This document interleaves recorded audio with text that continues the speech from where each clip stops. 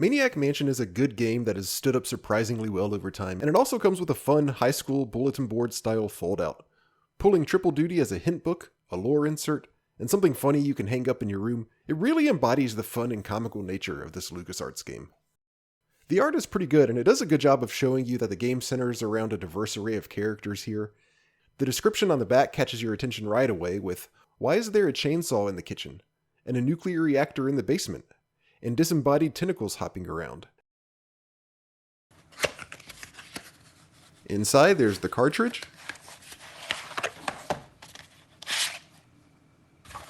the manual, the foldout.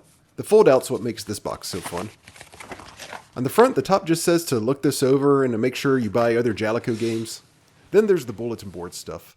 Aside from the class president thing, this first one is a notice from Bernard saying that he repaired the radio of whoever gave it to him. So this, for example, shows us what types of things Bernard may be capable of in the game. This random "Dave is a tuna-head" note has kind of become a classic line among fans of the game. This anti-nuclear rally poster is funny.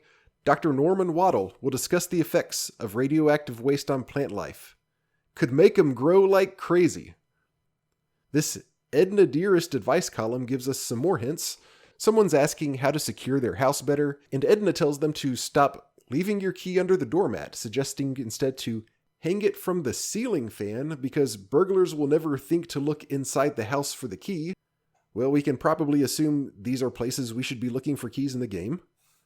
This "I was kidnapped by Meteor Police" article is my favorite and the most bizarre part of this whole foldout. Someone named Emma May Kneedrop wrote this about her encounter with a UFO. I love the line, "My reeling brain could only think how the thing looked like a great big vitamin pill." Then she says how the aliens abducted her baby Myron out of her car, and while being carried away, Myron yelled, "Don't worry, Mom, I'll be back and maybe I won't be purple anymore." Then the writer tells us that Myron is not her biological child, but a baby she found glowing in her backyard. She says, "He was like a tiny purple bratwurst." And I should have known right then that little Myron wasn't like other children. Yeah, you probably should have known. To cap it all off, this utterly pointless artist's rendition of the event really cracks me up. Just a hatchback with an arrow indicating the trunk opening.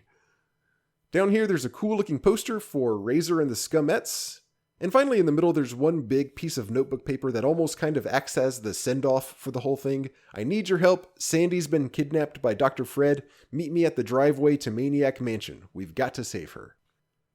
Aside from the foldout, the game also has the usual inserts, including the manual. The manual doesn't really have anything special. For first-time point-and-click adventure players, it explains how to use the verb interface and walks you through the very first puzzle of the game, finding a key under the doormat of the mansion, as we kind of guessed would happen.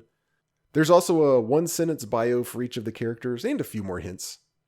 Anyway, immersive little inserts like this poster are always fun to look at, and this one in particular is really creative. It's not just a poster, and it's not just a list of hints, but it's put together as something that came out of the game's universe, and has some genuinely funny humor thrown in. I love this kind of stuff.